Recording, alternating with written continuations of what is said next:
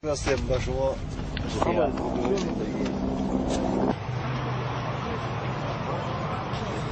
нам пора возвращаться в Харок, который по-своему готовился к расставанию и не верил, что оно случится. Ведь присутствие отряда здесь — это не только стабильность и защита, это и рабочие места, и искренняя человеческая дружба.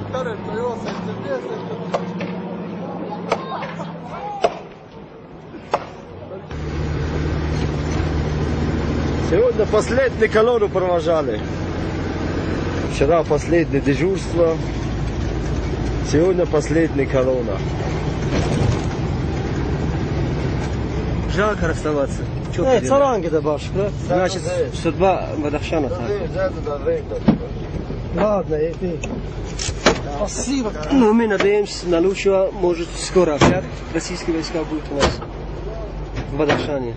Это какое-то чудо должно произойти. Да. Но по религии говорят, он будет, опять будет российский. Опять Россия придет. Потому что сами близкие родственники помирцам эти русские религии. Иса и Муса, они братья. Вот от них появились русские и помирцы. Да. Может быть, эта простая вера помогала и строителям до последнего дня, работавшим на восстановлении православного храма в Харокском отряде.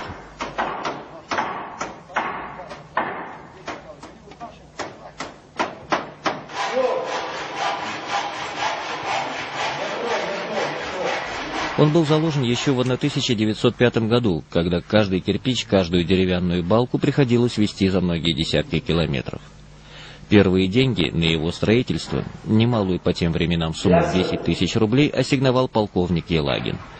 А в декабре 1912 года, к 25-летию российского стояния на Памирах, храм открыл свои двери для прихожан. С тех пор его судьба была самой разной. Когда издали я смотрел, видел, там еще когда маленьким я был, там купол висел, большой с крестиком, вот по бокам тоже крестики были.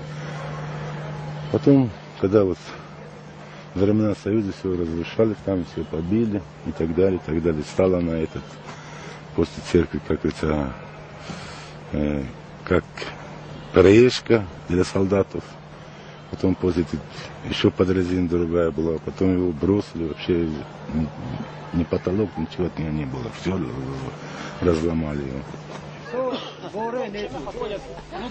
Вот и настал день расставания. Сухим языком цифр. На Памирском участке передано почти 900 километров госграницы, 22 заставы, 3 пункта пропуска со всей инфраструктурой. Но есть и то, что вряд ли поддается учету. Здесь, за Бадахшанскими хребтами, остаются годы прожитых людских судеб, разочарования и надежды, нешуточные страсти и рабочие будни. Все, что составляет жизнь человеческую.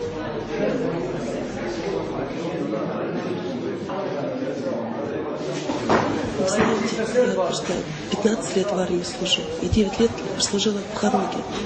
У меня никогда не было такого коллектива, как именно в Хароге. У меня не было таких друзей, как в Хароге. И вообще я привыкла к Таджикистану. Жалко уезжать. И неизвестность очень сильно страшит нас. Что будет дальше? Харок, наверное, никогда мы Харок не забудем. Это будет, наверное, может быть, для кого-то там Памир, Харок, что-то, там горы, там тяжело, воздух, что-то, ну, может быть, с плохим, с чем-то связано. Для нас будет, наверное, самое светлое, самое такое время, когда мы были все вместе. Нам было хорошо в Хароке.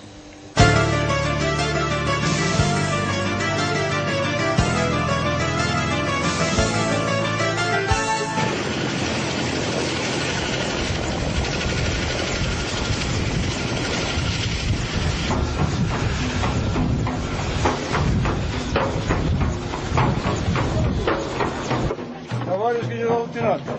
Совместная комиссия. Работа по приему передачи участка государственной границы, охраняемой российскими военными войсками, комитета по охране государственной границы.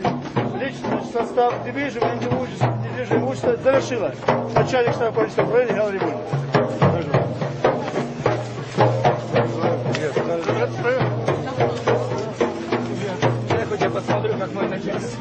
В российских воинских уставах можно, пожалуй, найти ответ на любой вопрос, связанный со службой.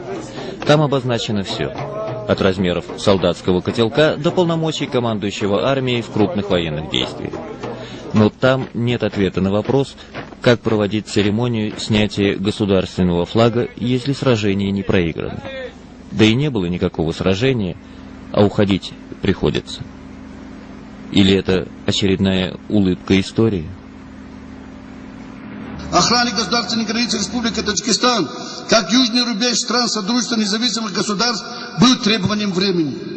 Сегодня, когда обстановка в регионе изменилась к лучшему, настало время поручить дело по охране государственной границы пограничникам Таджикистана.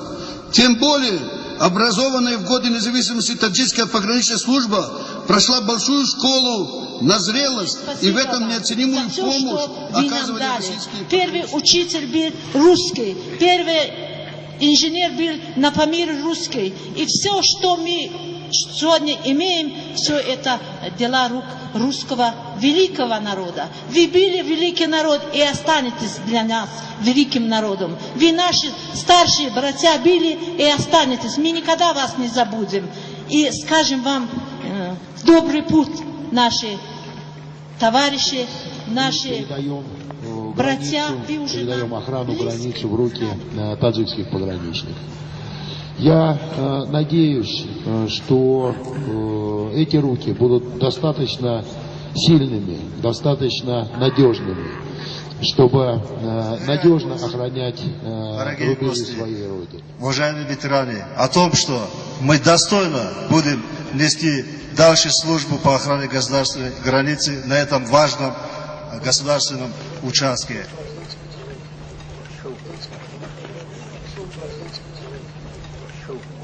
Равняйсь!